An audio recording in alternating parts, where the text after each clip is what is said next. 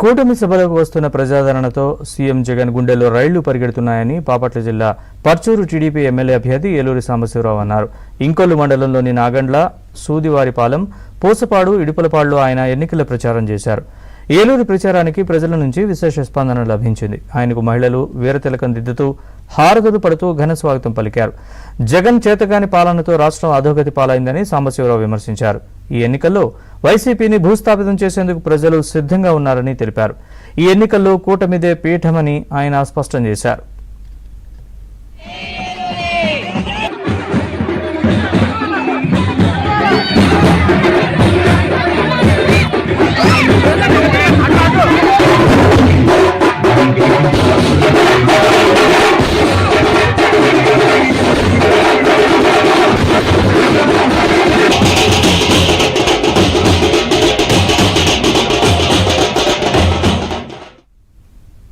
ఇవి బులెటిన్